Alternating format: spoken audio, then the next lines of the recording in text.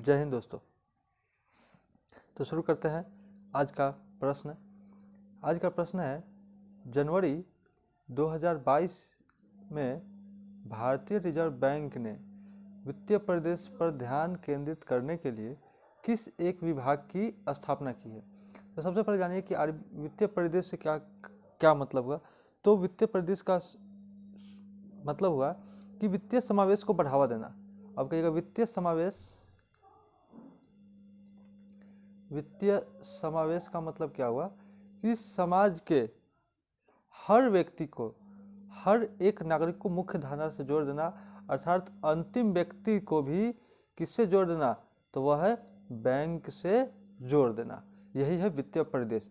तो वित्तीय परिदृश्य पर ध्यान केंद्रित करने के लिए किस एक विभाग की स्थापना की गई, वो भी आरबीआई के द्वारा। तो वह जो जिस विभाग की स्थापना की गई है वह है फिनटेक विभाग। इसका काम क्या है? तो इसका काम है बस हर समाज के हर उस नागरिक को क्या करना है, बैंक से जोड़ना है। ठीक, इसको कहते हैं फिनेंशियल टेक्नोलॉजी के माध्यम से इसको जोड़ना है। अब यदि बात की जाए कि विश्व की सबसे बड़ी वित्तीय समावेशन क्या है, कौन सी योजना है, तो वह है, हम लोग जानते हैं, जनधन योजना।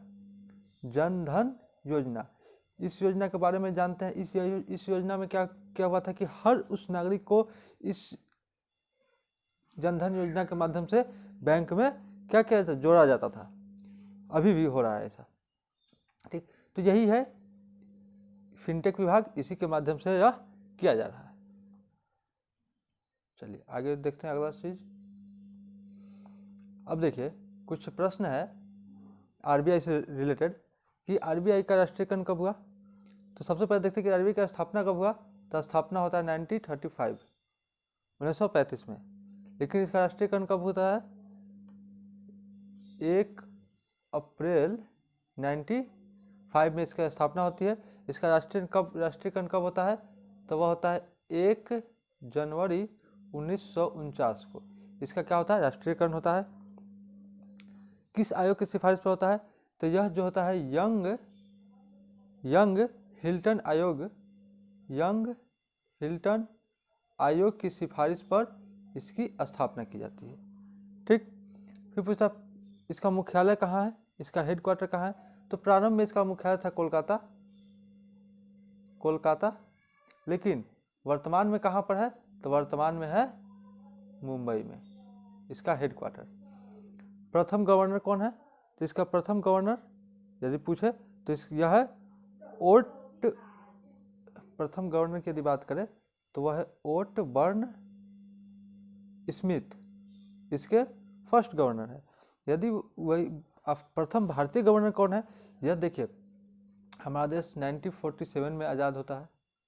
ठीक, तो उससे पहले यहाँ जो गवर्नर थे वो अंग्रेज के थे। ठीक, लेकिन प्रथम भारतीय गवर्नर कौन थे? तो प्रथम भारतीय गवर्नर थे, उनका नाम था C.D. देशमुख, पहले गवर्नर थे। आरबीआई का लोगो क्या है? LOGO लोगो। तो यह इसमें इसके लोगो में क्या है? Royal Bengal tiger, royal Bengal tiger. ठीक, और क्या है? तार का पेड़ इसका लोगो है। तो अब चलिए एक बार फिर से रिकॉल कर लेते हैं। आरबीआई का राष्ट्रीयकरण कब हुआ था? 1 जनवरी 1949 को। स्थापना 1935 1 अप्रैल 1935 को हुआ था। आयोग यंग हिल्टन आयोग के सिफारिश पर इसकी स्थापना की गई थी। इसका मुख्यालय कहाँ है? तो मुख्यालय प्रारंभ में कोलकाता था, लेकिन वर्तमान में कहाँ है? मुंबई में। इसका प्रथम गवर्नर कौन है? ओटबर्न स्मिथ, और प्रथम भारतीय गवर्नर C.D. देशमुख। आरबीआई के लोगो क्या है? रॉयल बंगाल टाइगर और तार का पेड़ दोनों। चलिए आगे देखते हैं। आगे 10 से 16 जनवरी 2022 तक किस देश में गंगा सागर मेले का आयोजन किया जा रहा है? तो देखिए 10 से 16 जनवरी के बीच है। इसका आयोजन कहाँ किया जा रहा है? तो यह किया जा रहा है, सबसे पहले देखते हैं कि यह जो मेला का आयोजन होता है यह होता है गंगा सागर द्वीप पे। कब होता है? तो यह होता है मकर संक्रांति के अवसर पे इसका आयोजन होता है। किसका? गंगा सागर मेला का।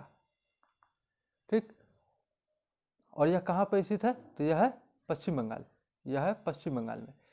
पश्चिम बंगाल के गंगा सागर द्वीप में मकर संक्रांति के अवसर पर गंगा सागर मेला का आयोजन किया जाता है। समझ गया? चलिए आगे बढ़ते हैं। ऑपरेशन माई सहेली। ऑपरेशन माई सहेली क्या है कि इसके माध्यम से क्या किया गया है कि इसका मुख्य उद्देश्य क्या है कि सुरक्षित गंतव्य तक पहुंचाना। किसको पहुंचाना? तो महिलाओं को सुरक्षित गंतव्य तक पहुंचाना। और इसकी शुरुआत का किसने किया था? तो इसकी शुरुआत की है दक्षिण पूर्वी रेलवे के द्वारा इसकी शुरुआत की गई है। इसका हेडक्वार्टर कहाँ है? कोलकाता। यानी कि यह रेलवे द्वारा जो ऑपरेशन माई सहेली है, इसकी शुरुआत दक्षिण पूर्वी रेलवे द्वारा शुरुआत की गई है। इसमें है कि सुरक्षित गंतव्य तक महिलाओं को पहुंचाना इसका मुख्य उद्देश्य है। और इसका हेडक्वार्टर कहाँ है? कोलकाता में। देखिए अगला प्रश्न देखते हैं। देश में पहली बार स्टार्टअप इंडिया नवाचार सप्ताह का आयोजन किया जा रहा है। कब से कब तक? तो देश में पहली बार कब से कब तक किया जा रहा है? तो यह भी किया जा रहा है 10 से 16 जनवरी। और यह भारत में पहली बार आयोजन किया जा रहा है। देखिए देश में पहली बार, क्वेश्चन में लिखा हुआ है पहली बार स्टार्टअप इंडिया नवाचार सप्ताह का आयोजन किया जा रहा है। और इसका उद्देश्य क्या है? तो इसका उद्देश्य है स्टार्टअप प्लस बैंक प्लस निवेशक, इन सभी को क्या करना है? एक ही मंच पे लाना। यही इसका मुख्य उद्देश्य है और इसी के लिए यह किया जा रहा है। और यदि बात की जाए यह तो देश में पहली बार स्टार्ट हो ही रहा है, लेकिन इसको स्टार्ट किसने किया है? तो वह किए हैं जिनका नाम है पीयूष गोयल। पीयूष गोयल जी ने किया है। और यह पीयूष गोयल क्या है? तो यह जो है सो वाणिज्य उद्योग मंत्री हैं पीयूष गोयल। इन्होंने ही इसको स्टार्ट किया है। चलिए अगला प्रश्न देखते हैं। अगला प्रश्न कहता है समृद्ध पोर्टल। समृद्ध पोर्टल क्या है? समृद्ध पोर्टल क्या है? यह भी एक स्टार्टअप को बढ़ावा देने के लिए इस पोर्टल को बनाया गया है। यह MEITY, इसका मतलब क्या हुआ? Ministry of electronics information technology. Startup को बढ़ावा देने के लिए इस पोर्टल को लॉन्च किया गया है। यूनिकॉर्न के मामले में भारत कौन सा स्थान है? तो यूनिकॉर्न का मतलब क्या हुआ? यूनिकॉर्न का मतलब हुआ बड़ा स्टार्टअप। बड़े लेवल पर जो स्टार्टअप किया जाता है उसी को कहा जाता है यूनिकॉर्न। तो यूनिकॉर्न के मामले में भारत है 3rd नंबर पे। भारत का स्थान इंडिया 3rd पे है इंडिया, 2nd पे है चाइना और 1st पे है USA। ठीक, चलिए अगला प्रश्न देखते हैं। जनवरी 2022 में किस देश में कोरोना वायरस के नए संक्रमण डेल्टा क्रॉन की पहचान की गई है? तो इसकी पहचान कहाँ की गई है? इसमें क्या है कि डेल्टा प्लस ओमिक्रॉन, इन दोनों का मिश्रण है। और इसमें डेल्टा जो क्रॉन है, इसमें क्या है? डेल्टा और ओमिक्रॉन इन दोनों का लक्षण इसमें देखा गया है। किसमें? डेल्टा क्रॉन में। इसमें डेल्टा और ओमिक्रॉन दोनों का लक्षण देखा गया है डेल्टा क्रॉन में। और इसकी शुरुआत कहाँ से, इसकी पहचान कहाँ की गई है? तो वह है साइप्रस से। ठीक, अगर बात की जाए ओमिक्रॉन की पहचान कहाँ से की गई है? तो ओमिक्रॉन की पहचान की गई है साउथ अफ्रीका से। साउथ अफ्रीका से किसकी पहचान की गई है? ओमिक्रॉन की। ठीक, चलिए अगला प्रश्न देखते हैं। हाल ही में 2022 मेलबर्न समरसेट फर्स्ट में किसने पुरुष एकल टेनिस खिताब जीता है? तो वह व्यक्ति कौन है? तो Melbourne Somerset first tennis tournament में पुरुष में जीता है किसने और महिला दोनों को देखते हैं। तो पुरुष में जीतने वाले व्यक्ति हैं जिनका नाम है राफेल नडाल, और महिला में जो जीती है उनका नाम है सिमोना हालेप, इन्होंने जीता है। तो यहाँ पूछ रहा है पुरुष एकल का, तो वह हो जाएगा राफेल नडाल, इन्होंने यह जीता है। और यह पुरुष में राफेल नडाल और महिला में सिमोना हालेप, इन्होंने जीता है। यह स्पेन, यह कहाँ के निवासी है, तो यह स्पेन के निवासी हैं राफेल नडाल। ठीक, ये रोजर फेडरर ये कहाँ के खिलाड़ी है, यह स्विट्जरलैंड के खिलाड़ी है। नोवाक जोकोविच यह कहाँ के खिलाड़ी है, यह सर्बिया के खिलाड़ी है। चलिए अगला प्रश्न देखते हैं। अगला प्रश्न कहता है अमेरिकन ओपन 2021 का खिताब किसने जीता।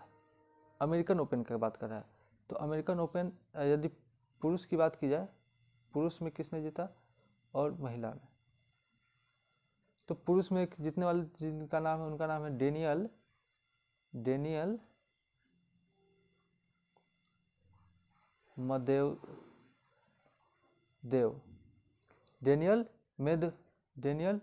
मेदवेदेव यह है। और महिला में कौन है, एम्मा रादुकानु, यह महिला में है।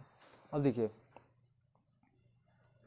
अमेरिकन ओपन 2021 का खिताब किसने जीता। पुरुष में डेनियल मेदवेदेव, महिला में एम्मा रादुकानु। अगला प्रश्न है डेविस कप का खिताब किसने जीता।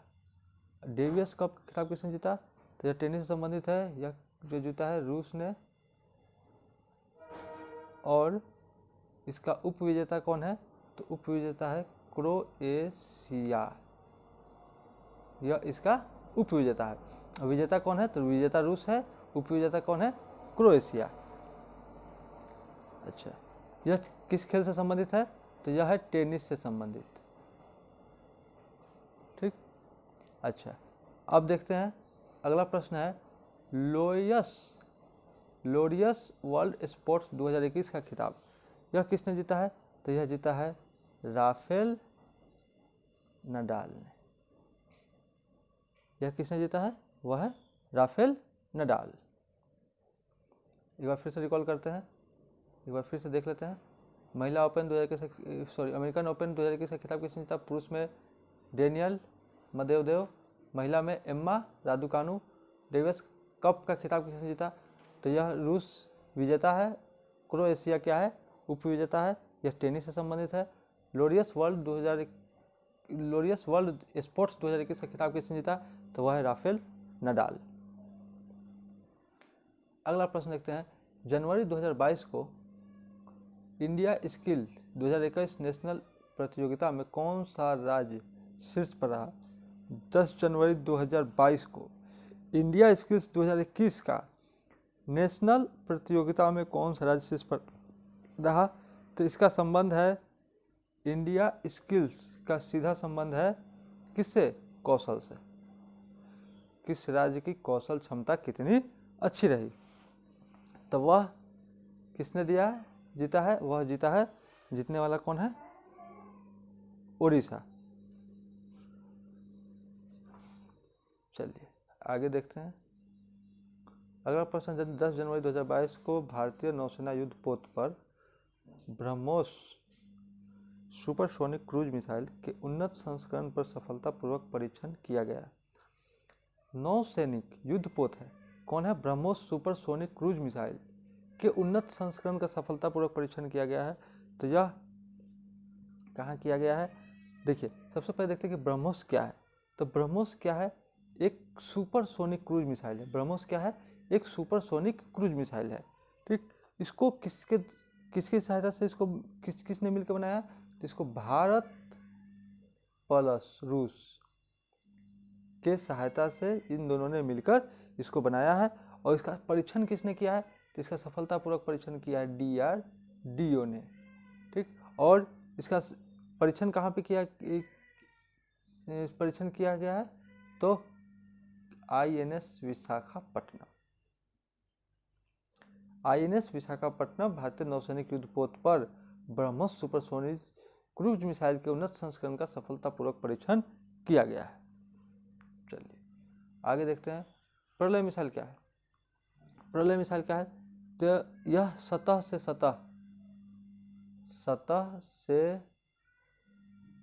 सतह पर वार करने वाली मिसाइल है। कौन? प्रलय मिसाइल। और यह इसका सफलतापूर्वक पहली बार इसका सफलतापूर्वक परीक्षण भी हुआ है। जिरकोन मिसाइल यह है हाइपरसोनिक मिसाइल। हाइपरसोनिक मिसाइल, ठीक। INS विक्रांत। INS विक्रांत क्या है?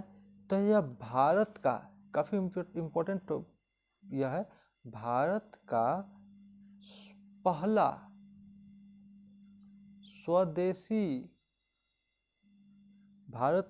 स्वदेशी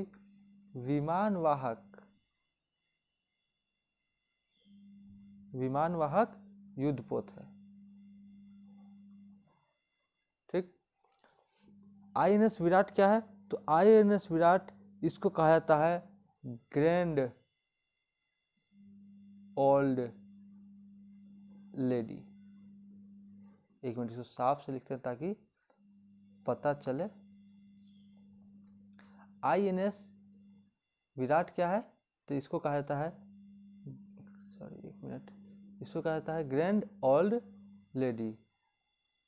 ग्रैंड ओल्ड लेडी यह बहुत पुराना है। इसको इस INS विराट को कहाँ से लिया गया था? तो इसको इंग्लैंड से लिया गया था। इसको अब हटा दिया गया या इसको ग्रैंड ओल्ड लेडी के नाम से इसको जाना जाता है। प्रलय मिसाइल क्या है? सतह पर वार करने वाली। जिरकोनिक मिसाइल क्या है? हाइपरसोनिक मिसाइल है। INS विक्रांत क्या है? भारत का पहला स्वदेशी, यह काफी इंपॉर्टेंट पॉइंट है, भारत का पहला स्वदेशी विमान वाहक युद्धपोत है। और INS विराट क्या है? ग्रैंड ओल्ड लेडी के नाम से जानते हैं। इसको इंग्लैंड से लिया गया है, वर्तमान में यह अब नहीं है। अगला प्रश्न देखते हैं। अगला प्रश्न क्या कहता है? अगला प्रश्न बोलता है कि हाल ही चर्चा में रहा दरवाजा गैस क्रेटर या गेटवे टू हेल या नर्क का द्वार किस देश में स्थित है?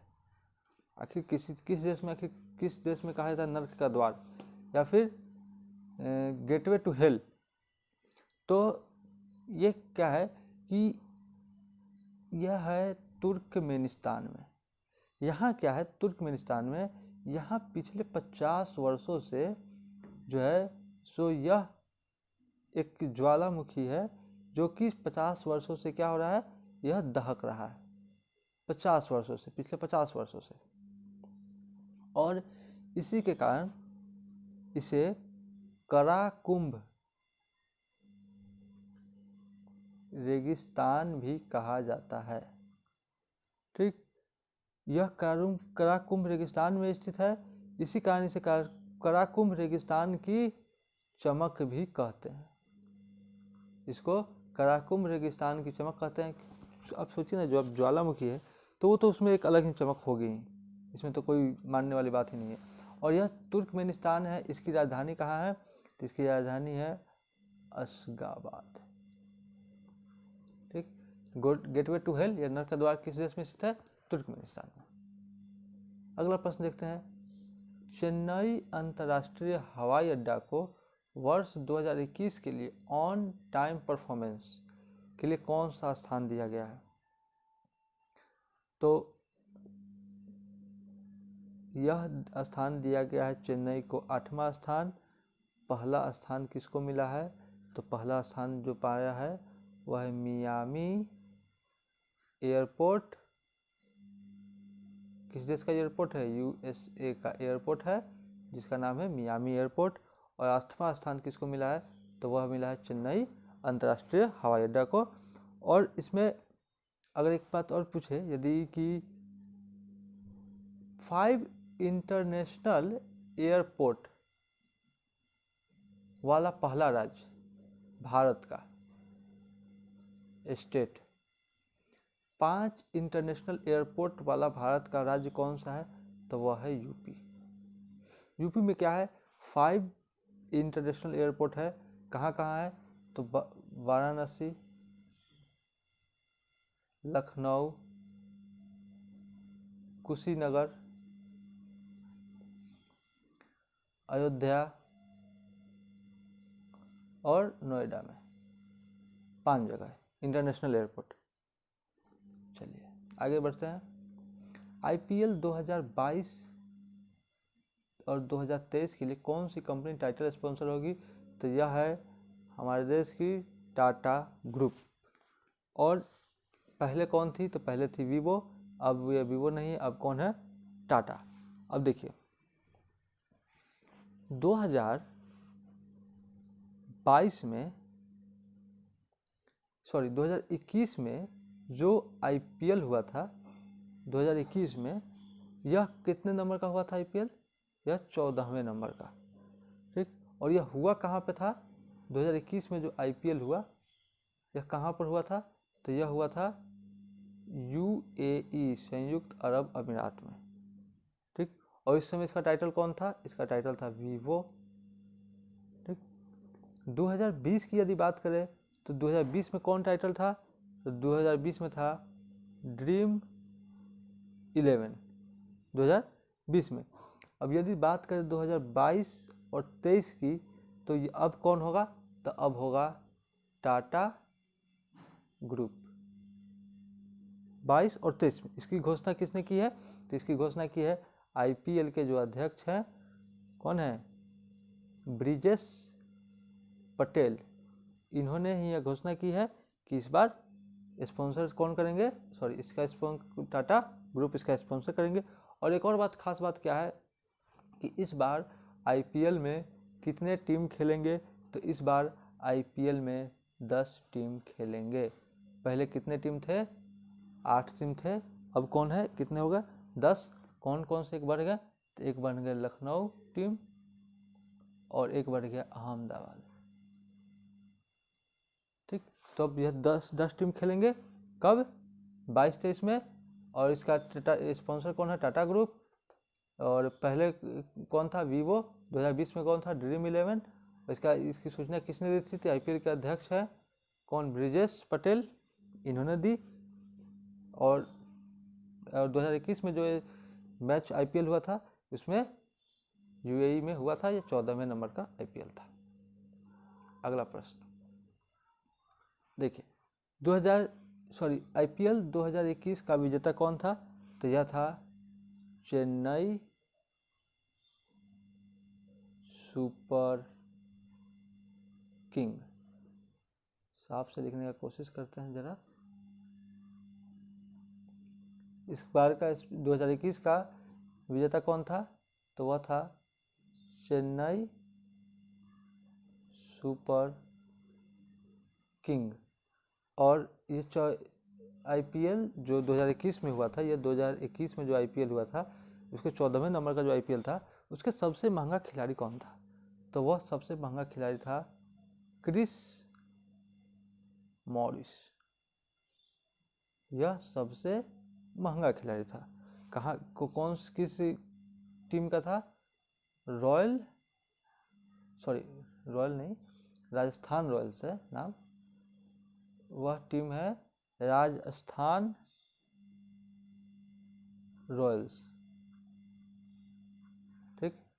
आईपीएल 14 में, यानी 2021 की ही बात कर रही है, में संस्करण में ऑरेंज कप और पर्पल कप किसको मिला था, तो ऑरेंज कप जिसको मिला था वह थे ऋतुराज